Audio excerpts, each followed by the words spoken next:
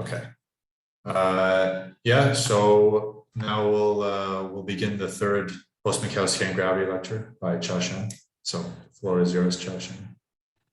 Okay, thanks. So any questions from the previous two lectures? Okay, so I want to say something related to phenomenology, although I don't know how many people here are actually interested in that. So the reason that why LIGO series are interested in what we're doing is that it can actually help with some of the theoretical prediction for LIGO. So the reason is that when we're pushing this PM or PM calculation, we're trying to extend the validity in this inspired regime, and we try to push toward this merger. But of course, like for the entire waveform, we really need numerical relativity to generate data, like especially from this merger phase. And numerical relativity, they are very capable now. They can do the entire process. So you can ask, why do we need analytic calculations? The reason is that the way LIGO detect gravitational waves is very different from collider. So they have to observe the sky like 24 hours a day, and they keep matching the result they have with the database of all these kind of waveforms. And in order to do that, they have to generate lots and lots of waveforms with a lot of different initial conditions, the masses or spin of the binary black hole. And to do that, you can't just rely on numerical relativity and generate all the waveforms. So you need to build models that combine this analytic data with numerical relativity and build some semi-analytic models, some hybrid models, and to make your database for waveforms. So that's how they increase the rate of detection. And that's why LIGO series are interested, because they're not just using this analytic formula, they're trying to extrapolate this and merge with some numerical waveform. That's why even though the PM thing, when we expand in G with order velocity, it's not really something valid, because in actual in-spiral phase, these two are of the same order, but it's still something that LIGO series will be interested in. Okay, so just some words about the actual application to phenomenology. And let me just recap some basic stuff we have from last time. So these are the kinematics of 2-to-2 scattering. I have incoming momentum P1, P2, and the center of mass frame. This momentum transfer Q is purely spatial, namely the particle before after doesn't change in energy. And the onshore condition give us this condition that P1 or P2 dot Q is related to Q squared. And the usual Mendel sign S, in this context, we use this variable more often, P1 dot P2 over M1 and 2, which is mentioned as parameter. And T is simply by Q squared. So another ingredient we introduced last time is the effective field theory. Here are the fundamental rules for the effective field theory. This is the propagator, and recall that this propagator, they only have a single, it's not a quadratic function in energy, because we want to remove the antiparticle. And the potential is simply the Wilson coefficient of this 2-to-2 scattering. And important part is that EFT solve two problems at once. It focused on what's the classical physics by using this potential. And later on, we'll see how this works at one loop. Also, because we directly have the potential over Hamiltonian, we can use the result to find dynamics for bound state. So the potential expanded momentum transfer have the following structure. So these pi's are just normalization, but the important part is that for order G, we have G over Q squared and G squared over Q. And for GQ, even though the power counting looks like Q to the 0, but in practice, what actually happens is that there's a log Q squared. And the reason is that you need something analytic, otherwise when you do Fourier transform, there will be a local function in distance R. So once you Fourier transform to the position space, you get this G over R type of potential. Important things is that for this coefficient Ci, is really a function of p squared in the center mass frame. And this corresponds to sometimes people call isotropic gauge in the context of GR. And this really mapped to a single variable S instead of more than one variable with gauge redundancy. Okay, so the goal today is to show you how to do EFT matching and also how to do the loop integrals in this context. So for the EFT, let me start with EFT and look at order G squared. These are corresponding farming diagrams we have. So EFT is very simple. We just have this single vertex V. So for order G squared, we simply need to insert the corresponding potential at order G squared. And the other diagram is simply this one-loop bubble diagram. And these are just some kinematics. I had, again, momentum P and minus P from certain mass frame, and these are the internal momentum. You should think of this bubble diagram, because remember, these vertices on their potential, so they're actually non-local with spatial momentum transfer. So it really looks like this box diagram in the usual relativistic sense. So we have things like P1, P2, P1 minus L, L, P minus L, etc. Okay, so then the amplitude is simply given by the formula rule. So it's minus V plus integrate over P for L. And we have the two propagators here.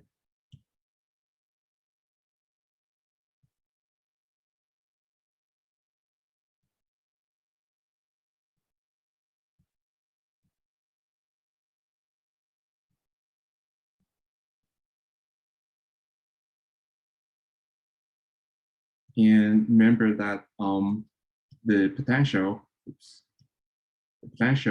they are not purely local. So if you write out the order G potential, we have this structure.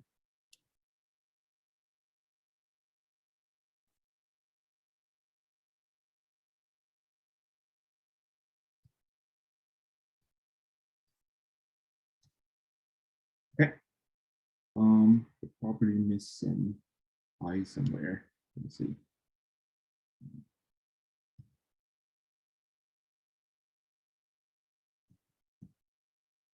Okay, so one important thing is that when we pick the potential depends on the momentum P and the spatial momentum P.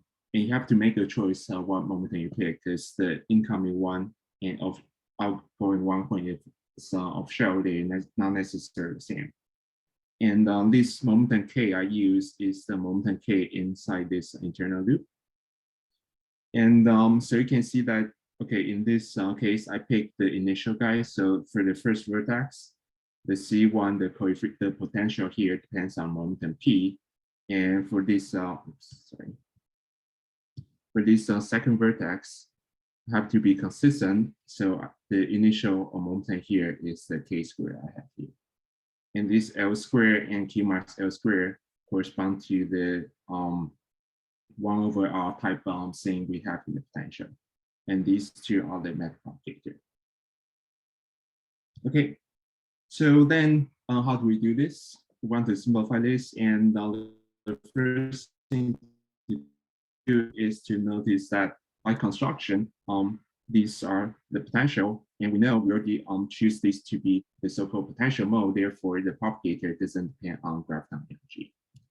So the only way we can integrate this graviton energy is coming from this matter propagator.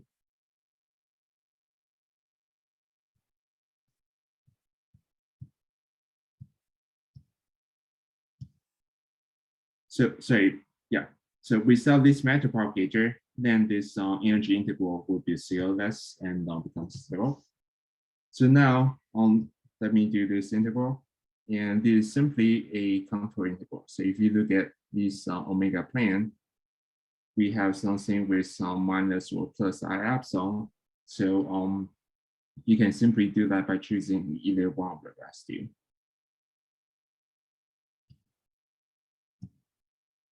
So the result is minus I, and here's E1 plus E2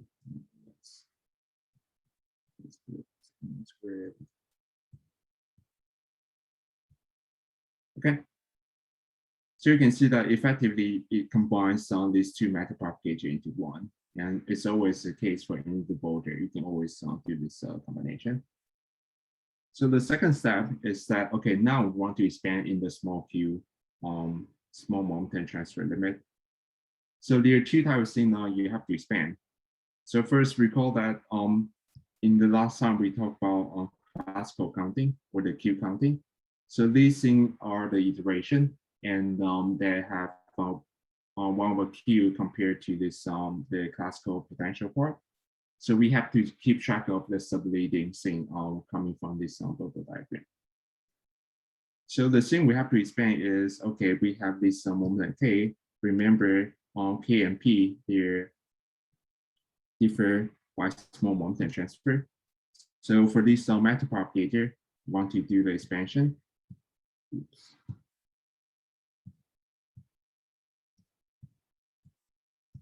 And we want to expand the following way. So these are the offshore energy, K squared plus and say M1 squared. You can write as P squared plus M1 squared plus this one. So when K squared equal to P squared, these particles become on shell. And so these are E1 squared. So the result will be E1 plus things with correction in K squared over K squared minus P squared over energy. So back to E1.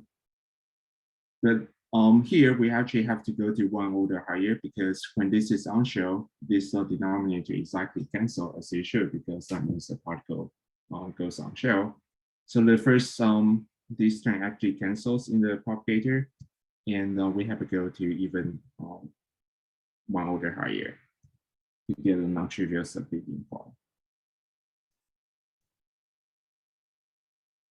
Okay. So now you can plug in this in, and you can see that the leading term when K squared equal to P squared, this constant term cancels. So the leading propagator is given by K squared minus P squared with some coefficient I can work it out, and the result turned out to be E1, 2, E1 plus E2. And there will be a finite piece left over, and it will be also some function of E1, E2. And again, let me just quote the result, and you can fill the algebra by yourself.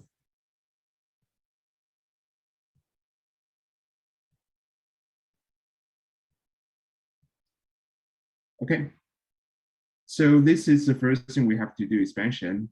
But crucially, that's not the only thing, because remember that these two potential, they're inserted at different momentum. So we also want to expand on this coefficient. So the C2 K squared, you can write a C2 P squared plus the pilot expansion C. Oops, C1.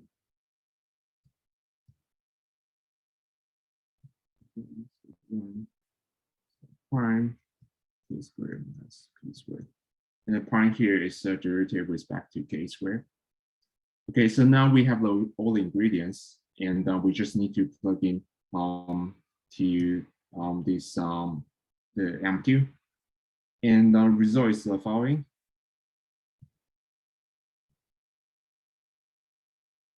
So the contact term is simply given by this thing.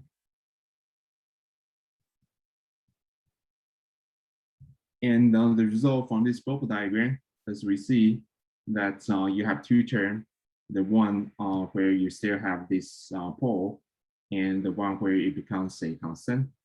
And the same thing here, that this C1 prime can also cancel on this pole and give you something finite.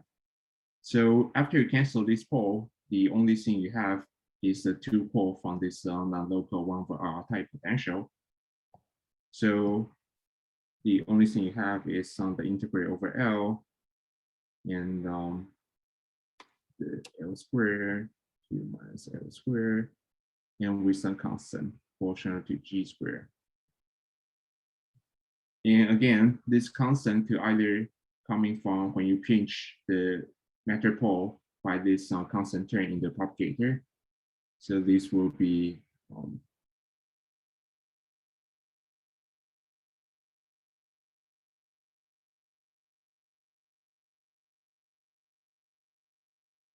the same proportion to C1 squared.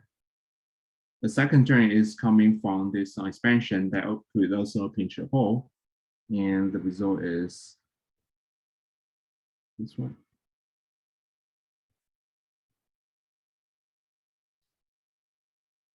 Of course, we have the leading term, which is just not only have the one over our pole, but also we have the matter pole.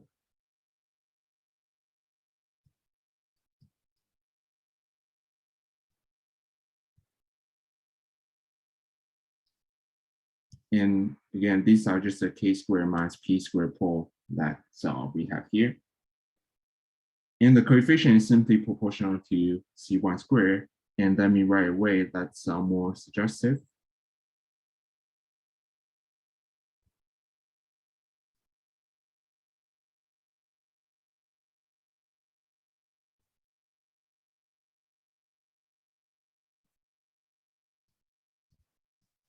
Okay.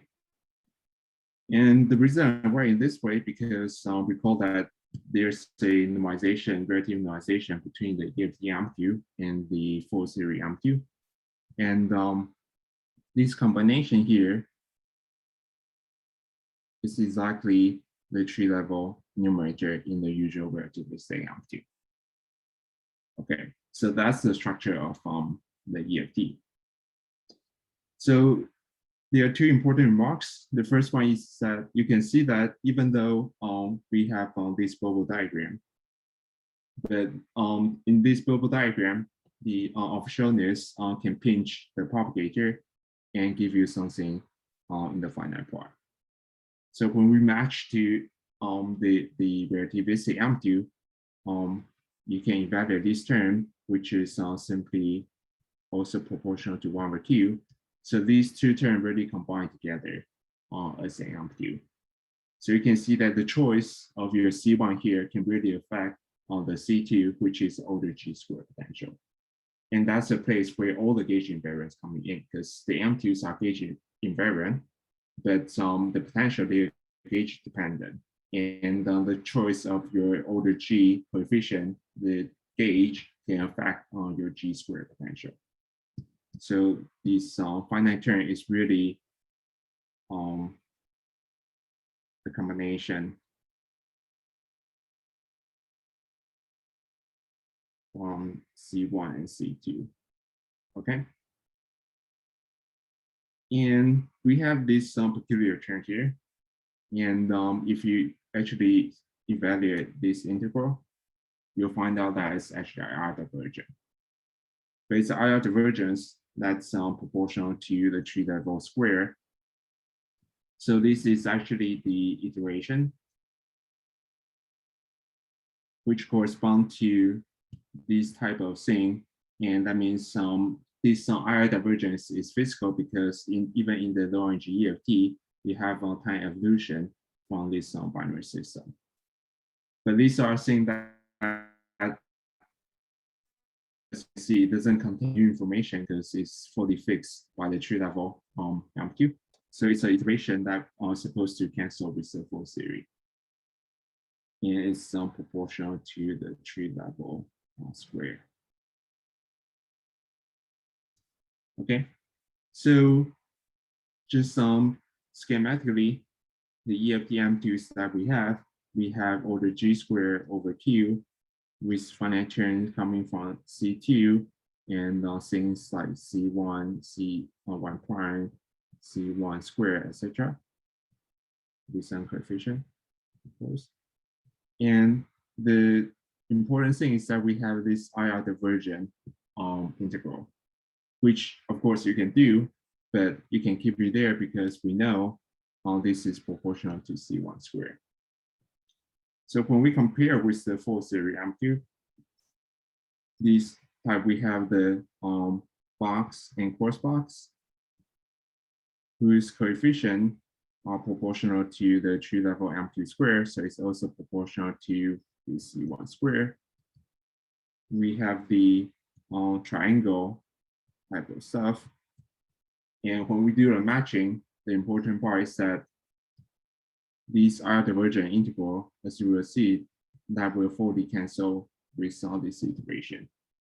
And so in the end of the day, you only have to consider these problem match together. And for the one thing is relative spatial, that the super classical part or the iteration doesn't mix with this triangle type of term. So you can fully just like cross them out and you wouldn't get anything wrong. But in general, that's not true. And this type of iteration, of course, you can forget about them just using the Q counting. But the crucial thing is that when you subtract something that's not divergent, the difficulty always is in how you define the finite part. But this type of integration gives you a way to define precisely what are the R divergence you want to cancel and what are the finite double piece. Okay, any questions so far? Before I move on. Okay, so we just calculated this EFT amplitude. It looks a little bit maybe complicated, but we want to understand what's the physical interpretation for this EFT amplitude. We know this coming from integration, but what about this finite part? Right now, it's just like some random combination of the potential C1, C2. So there's actually a classical physics interpretation. So we're doing classical physics, and imagine that we're doing scattering.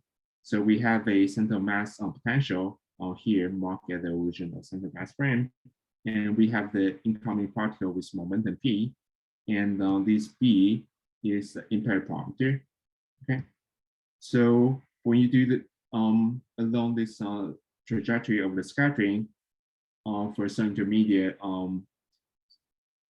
time, we have a distance r, and the momentum will be p of r. Okay, so this p of r, you can make an ansatz of the possible form. So we know when r go to infinity, this go back to the initial momentum p squared. But the correction, if we go to find distance r, is coming from the g over r type potential. So you can make ansatz that this will be a structure of the p squared at finite distance r. And these p1, p2, they're functions of the EFT potential Ci. Okay. So how do we fix these capital P1, P2? They're simply given by energy conservation.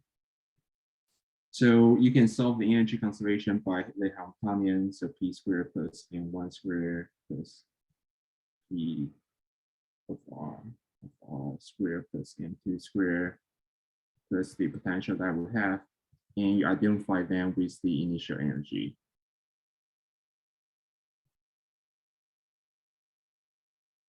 And order by order, you can solve this on P1, P2. The novel thing is that when you compare the result, you'll find out that the EFT amplitude, the finite part, just the iteration that we don't care about here. The finite part is actually equal to this coefficient pi over E1, just some constant Q. So in particular in this iteration basis that we pick here, the EFT finite part actually corresponds to this momentum p squared at finite distance, order by order in G. And sometimes people also call this impetus in some literature. Yeah, I think some of the authors are probably also in the audience.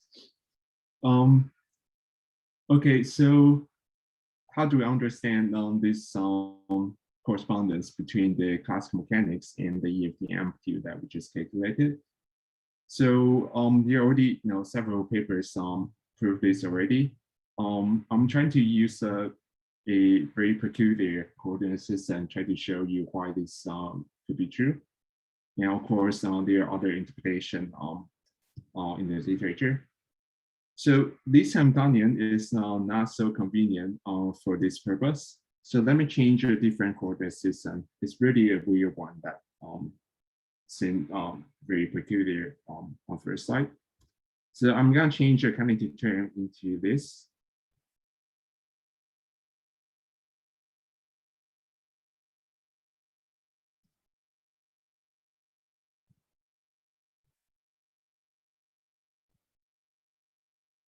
So remember, these p squared, they are no longer dynamical variable. They are just the initial momentum. And just to distinguish dynamical p-infinity, just to avoid confusion.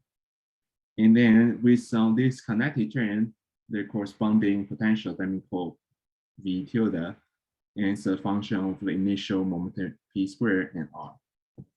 Okay.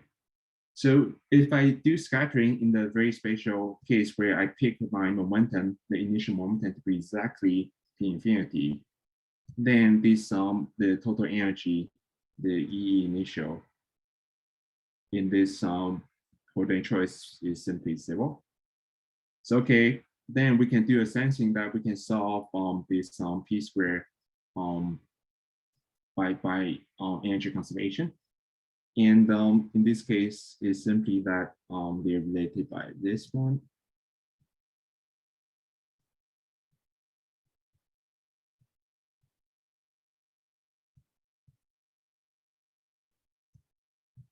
Okay, so plugging the ansatz that we have here, you can see that this is simply the EFT finite part that we want.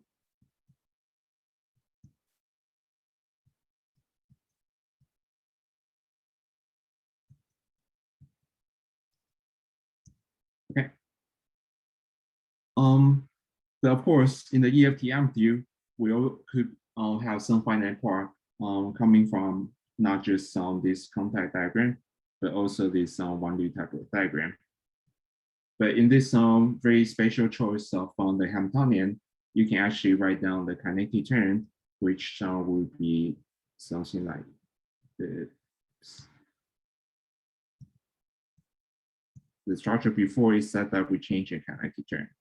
So the kinetic term will be k squared minus this p-infinity squared over 2e1. Oh, I should say this e1, e2, they're also just a constant, depend on this initial value p-infinity.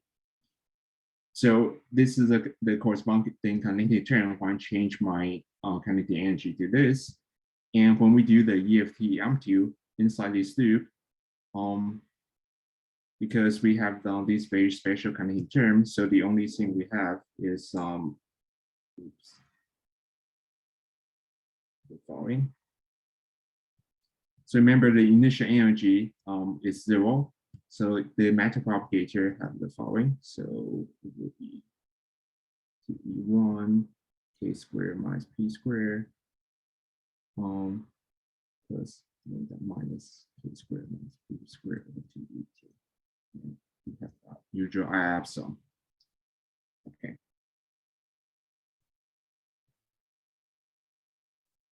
And when we integrate this matter propagator, we just take the residue as before, and you can see that this combined into 1 over k squared minus p squared, and the coefficient 2e1 plus 2e2. And because of this spatial choice of kinematics, you can see that this is actually exact. So for any double there, any pair of matter propagator, you can always do the same. And we don't have any correction coming from that pinch on this matter propagator. So the EFT finite part of the amplitude is actually just minus p, just minus this potential in this spatial choice of coordinate, which then you can simply identify to this structure. So in this very peculiar looking Hamiltonian, we see that the EFT finite part is simply related to this capital PI, which is sometimes called impedance. And later on, you see that it's a useful object that for classical mechanics that we can do some interesting mapping. Any question?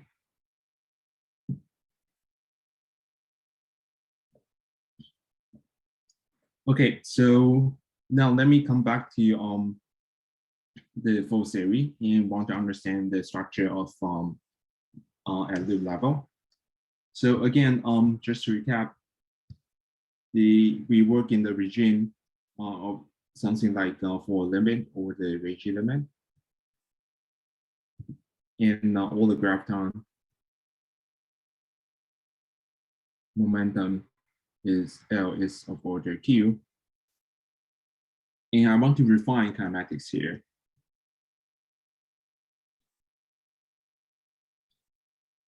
Okay, so instead of the usual initial momentum P1, P2, which satisfy P1 that Q is Q squared, P2 that Q is Q squared for onshore condition, I want to make them orthogonal in the following sense.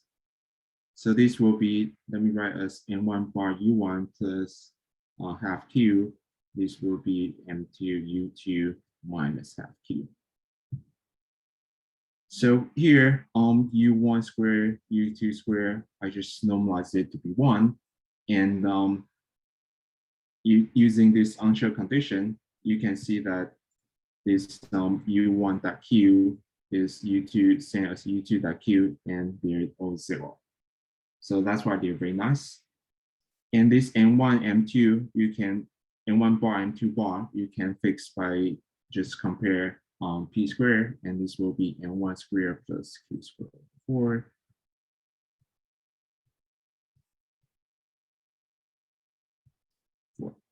This, let me pick the spatial one. Okay, otherwise there'll be a sign. So these are the variable in this new coordinate system. And right now you can see it's very nice because the only variable are the U1, U2, and Q. And the ones invariant product, they're all 1 or 0, except that the only non-trivial one is U1 that U2.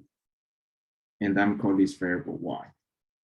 So when you compare with the usual kinematics, this variable is almost P1, P2 that M1, M2 with correction coming from order Q squared. And just like, and which of course this is sometimes we call sigma or gamma, and it's greater than 1 for physical kinematics. And the T variable will still be the same, that will be minus Q squared, and it will be Q squared in the center mass frame. So let me refine my kinematics in this new choice of variable. The reason I want to do this is that for any the border, we expect the integrand have the following structure. So recall that we want to do soft expansion on the graviton momentum. And the only thing that's not homogeneous in the soft counting is coming from the matter propagator. And using this soft counting, you can always expand like this, which you cancel the mass term. And in this new variable, we have Q and say this is 1 and 1 bar U1 L plus plus Q L. And you can always expand such that the denominator is always given by this linear propagator, and the correction will be just be some function of this L squared plus some function of this L and Q. Okay, so for any loop integrand, we know that we always have some graviton momentum Lj squared, and the matter propagator like this to some arbitrary power. And the numerator is just some function of this U1, U2, Q, and the internal momentum L.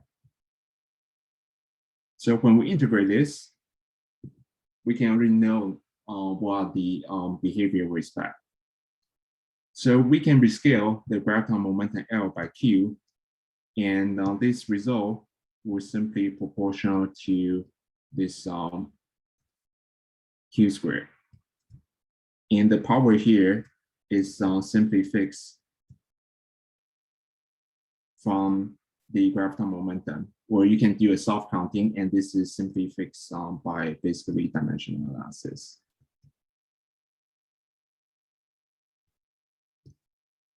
Okay, and we have a non-trivial factor from the mass, and oops, this factor in here. The factor of mass you can always factor out, and it's also an overall prefactor term by term. So we have n1 to some power, n2 to some power. These are fixed by the matter propagator. And the only non-trivial function you have in the end of the day only depends on U1, U2. But this function, the only Lorentz invariant product that's non-trivial, recall that U1 and U2 squared, they're unit vector. So the only non-trivial thing only depends on this inner product Y. Okay, so that's the structure. And this N1 and N2, or N1 bar and N2 bar, they're just masses. And the only dynamical information actually coming from this function Y. You can see it's very nice because it's a function of a single variable. And so, okay, so that's where all the dynamics, where things that depend on velocity, for example, only come from this function. So why is this useful? So this is useful because if you consider the integrals, and there, as you know, this could be the bottleneck for most of the calculation. And once we factor out the scale like this way, the non-trivial function actually becomes a single scale, single parameter function. So it combines very well with some modern integration by par, also called IBP. So it really makes the practical calculation much faster.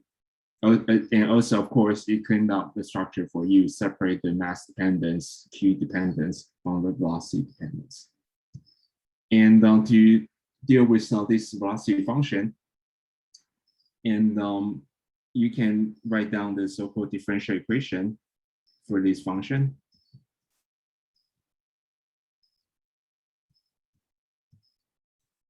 And you don't have to, so sometimes we can only do this integral order by order velocity, but once you have this differential equation, you can really resolve this in velocity. So this differential equation allows you to resolve velocity. You don't have to guess what the series looks like. It's the structure is fully fixed by this differential equation. And there's another industry of doing all these integration by par or differential equation, and you will see that from other lectures or other talks as well, which I'm not gonna go into details. Okay, so any question on this general structure?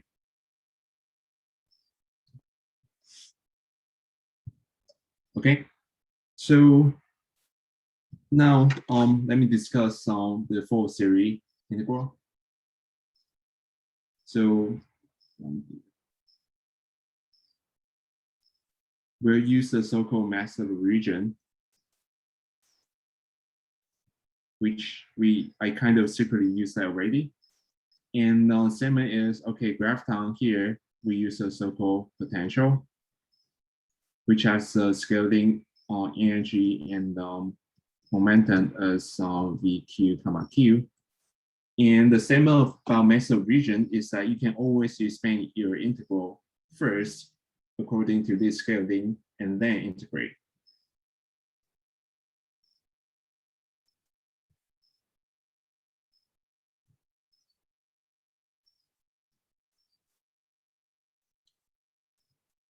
So of course, this could be a dangerous thing to do, especially when you deal with divergent integral. But the statement about massive region is that once you add up all the correct region, the answer will be correct, and you can always do this naive thing. And for the purpose of this lecture, we will only consider this potential region. So we don't have to add the other region, and we just need to do expansion according to this scaling. So a simple example is coming from the one-dimensional triangle. So we have L, and this is P, and this is P plus L, and this is Q minus L. So the integral triangle is given by this.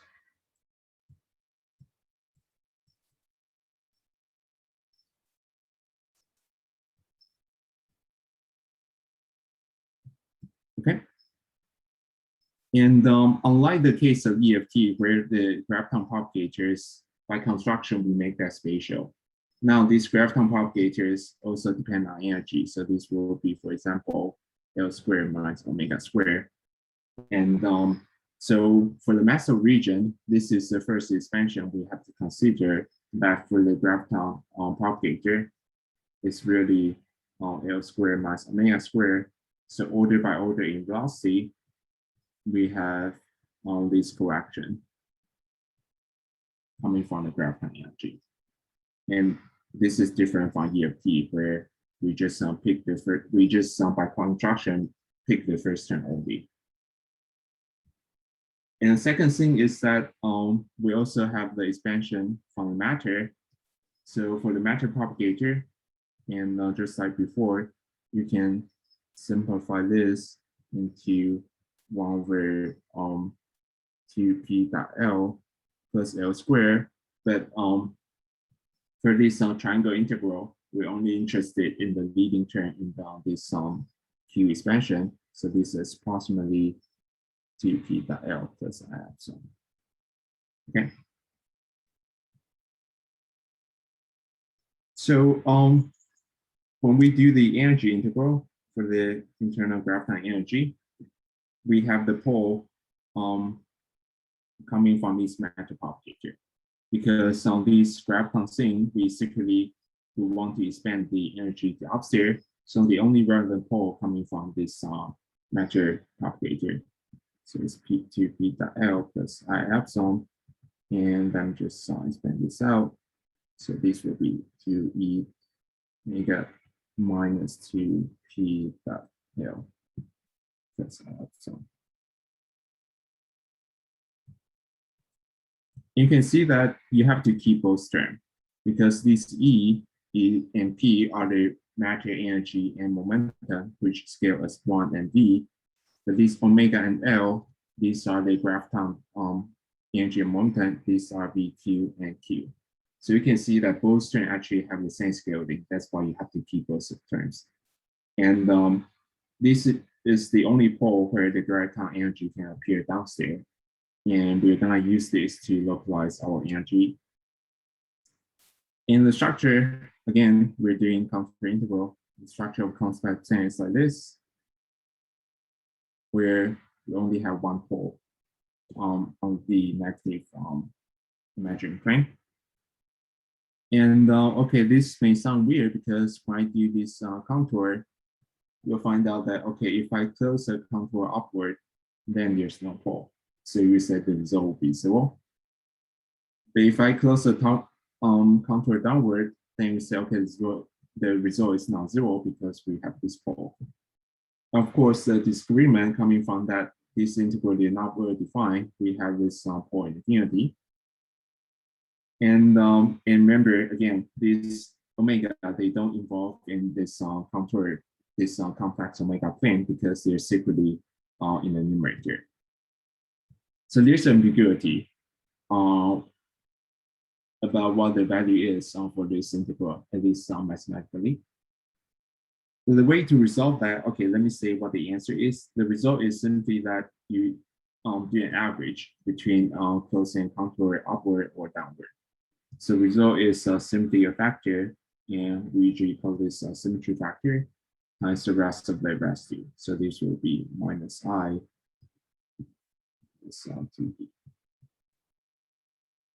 Okay, so how should I understand this what we call symmetry factor?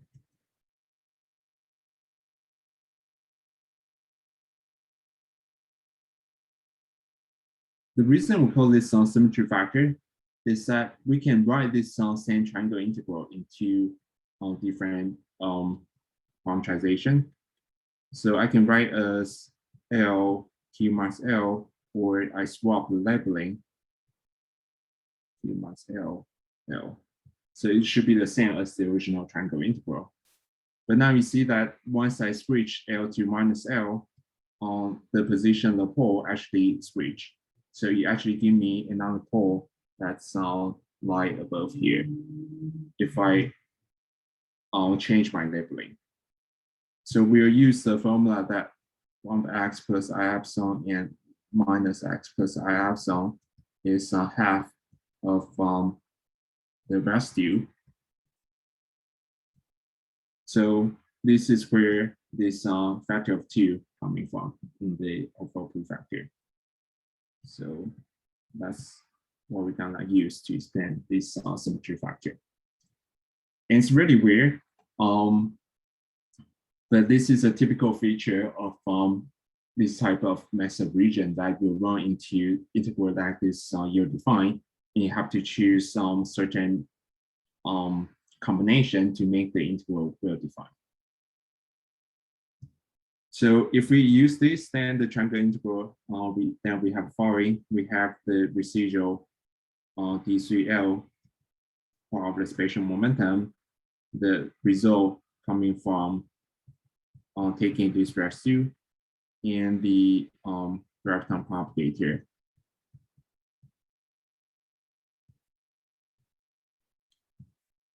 And I'm writing energy downstairs, but you should really think of this as a formal way that I keep the entire velocity tower. So this will be things like L squared plus all the omega squared upstairs. It's just a formal way, to keep this order in velocity. So after I take the residue, this omega should be localized on this energy pole. So this will be, I should really speed up. P dot L over E.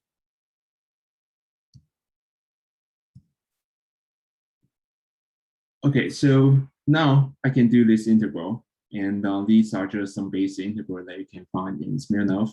So let me combine the results. It will be minus 4E with this spatial integral always involve a type like this. And you can have arbitrary power depending on which order and velocity you use. And so result, if we look at first term, then this will be 1 over 8Q, and with some correction from order V, which is the ratio from P squared over E squared. Okay, and you can expect the pattern of these zeros, and in the end day, you'll find out that these simply give you this. And of course, this is not surprising because, as we said, that you can simplify the structure by choosing this type of parameterization. So when you do this, you will say, okay, instead of commit to certain frame, I'll just factor out the overscale of P, which give me the factor of 1 over M here. And the 1 over Q here is just fixed by the self-counting of the graviton. And so the rest is just pure number because now we only have one matter. So there's no non-trivial inner product. There's no this function Y here because it only depends on U1 or U2, which is squared into 1. So that's why that in this simple integral, we'll respect this kind of behavior.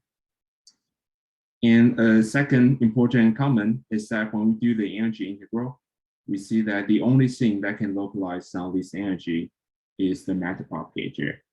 So that means that for each loop, at least I need one energy interval, sorry, one matter propagator.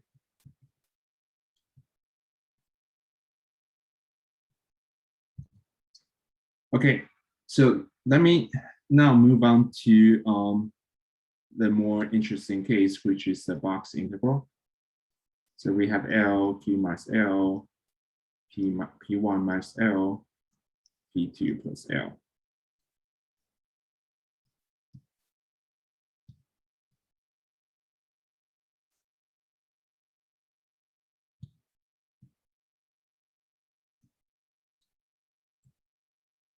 So this box integral, they have the contribution for integration. And when you do the self-counting, it also could contribute to the classical part. But let me just, for this lecture, let me just consider the iteration. So let me just keep the linear leading part in this matter propagator.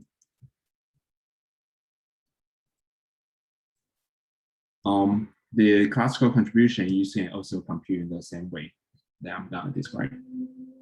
So again, we want to expand the graviton, just like what we did for the triangle.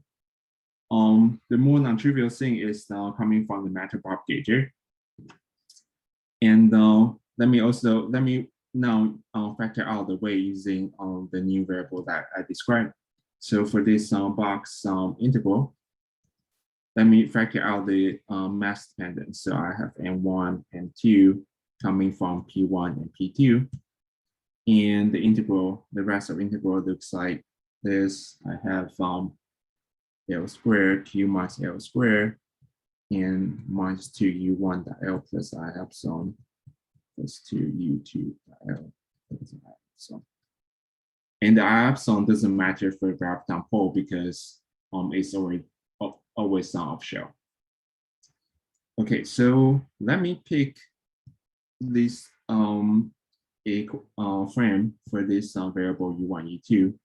So in the case of rest frame,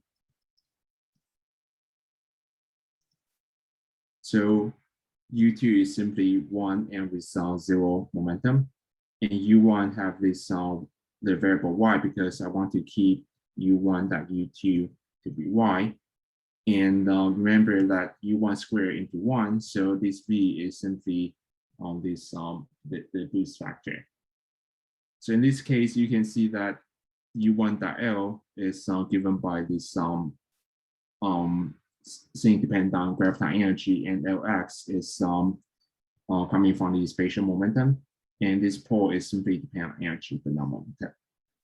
So when we do the contour integral, the difference from the triangle case is that not only we have a pole on negative imaginary part, we also have a pole upstairs. So that will make this contour integration well defined. But to make the prescription universal, because I can always combine this with a triangle integral by boiling up and put some numerator. So we want to follow the way just like what we did for the triangle integral. We want to take the residue of each one and add the symmetry factor of factor 1/2.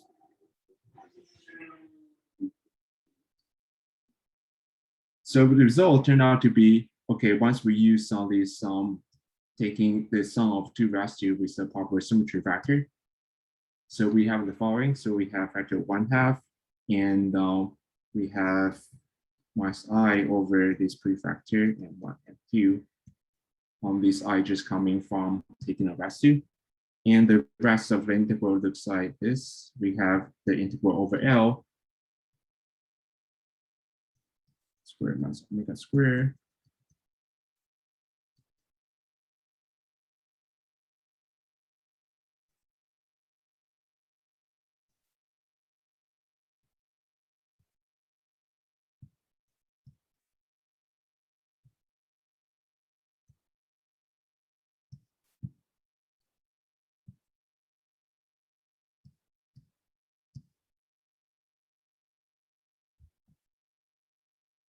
But this is the one where I take the residue at v.lx. But this one is where I take the residue at omega equal to 0.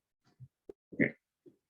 And so for leading order in velocity, you can see that these two contributions are actually the same. So they add up to 2, which cancel with this factor. But even when you go to higher order in V, when you expand this omega upstairs, you get some function that's odd in Lx, which also integrates to 0. So in the end of the day, result is simply minus I over 1 mq times this leading part. So I have 4y square root y squared minus 1, which is coming from this factor. And remember, v is simply this square root y squared minus 1.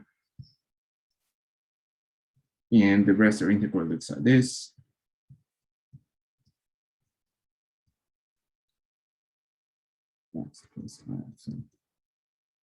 Okay, so this is the final result for the box integral for the iteration part. And writing this way is really tempting to say, okay, just like what I did for the energy integral, I can also try to localize the rest of this. And if you try that, then instead of the 3D integral L, now we have the two-dimensional transverse part of the loop momentum and localize Lx to 0. So then this will be this two-dimensional L perp square Q minus L perp square. And that gives me another factor of I from the residue. Okay, so why is this interesting? It's interesting because this manifests the fact that this box integral, the iteration part, is actually secretly this phase-space integral. So remember, I localized the residue twice, one coming from this propagator and the one coming from the original matter propagator. So the result is actually simply this cut, and I'm integrating over the phase space. And there's actually a factor of 1/2. When I do this energy integral, I also have the same symmetry factor like before. So this factor of 2 actually gives me the symmetry factor from this phase space integral. So, oops, I should use this one. And so why is this one interesting? It tells you that this 1D iteration is actually a square of the tree level, which is the first sign of exponentiation, like the iconal exponentiation. And this is in contrast to the effective field theory, where we write things like this. We have D3L, the graviton pole, and we pick this pole to be our EFT basis. But to leading order, I can leading order in the Q counting. I can of course simplify this as only take the linear part of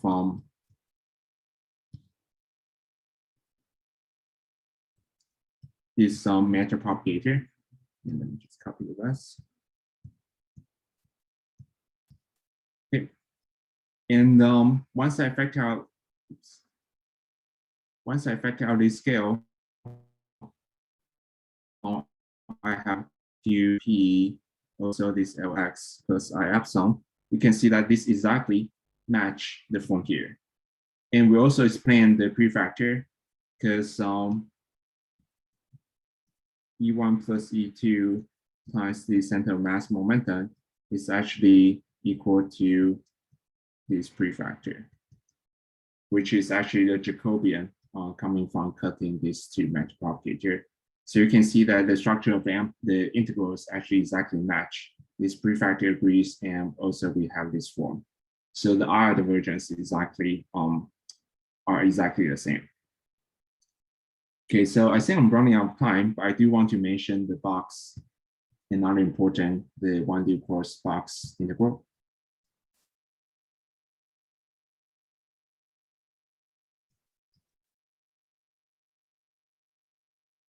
So it's very similar to the planar box.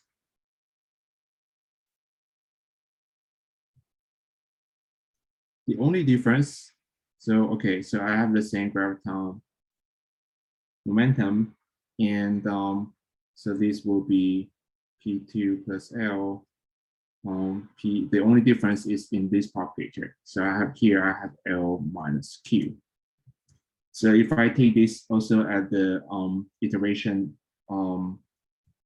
order, then I only keep the linear part of this matter propagator. Yes. Okay. Okay. So the only difference is coming from this matter propagator, and crucially, this matter propagator. Remember, the P dot Q is over the Q square, so this is also the same as P1 dot L plus I epsilon. So you can see that these two are the same sign now. This is in contrast to before, where these two are of opposite sign for the planar case.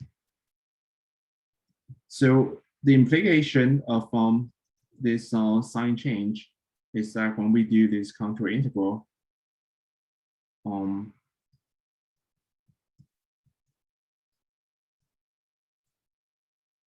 the complex plane, the two poles are on the same side. So either when we close the contour upward or when we close the contour downward, they add up to 0. So the result is actually 0. So this entire cross box part, at least for the iteration, is actually 0. So how should we understand this? So there are two explanations. One is coming from time ordering. So recall that in the EFT, the iteration we have is this planar type. We don't have a non-planar crossing diagram in the EFT amplitude. So, and the reason is that in this potential region, if we do this cross box integral, it's really of time order. So namely this graviton energy. So in the planar case, one loses energy, the other particle gain energy. But you have this non-planar cross type, the two particles can gain energy in the same time. So that's why this energy integral, the residue lies on the same side of the complex plane. So which agree with CFT, because if we got something non-zero from here, then we actually don't have a EFT diagram to cancel this iteration. The second thing is that this statement crucially only works in this potential region. If we do a full integration or the usual soft region, you'll find out that, of course, the usual non-planar box integral is not 0, even if you expand in small momentum transfer. But the statement is really that the sum of, box in the cross box in the soft region is equal to the same combination, I box plus I cross box in the potential. Okay, so that's something sneaky about massive region, that since some individual integral can be different, but in the end, if you consider some physical combination, then they are the same. So that can cause a lot of confusion. Okay, so I think I'm running out of time, so I'm gonna stop my lecture today here. So any question? Thanks a lot, Chia-Hsien. Yeah, so we have about 8 minutes before the tutorial starts. So if there are any questions now, you can ask them. You can also wait until the tutorial if you prefer. But yeah, are there any questions right now?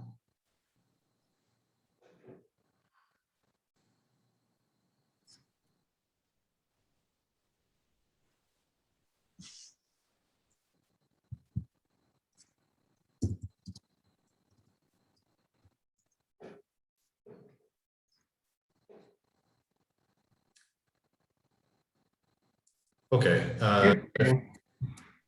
If there are no questions, then let's just thank Chia-Hsien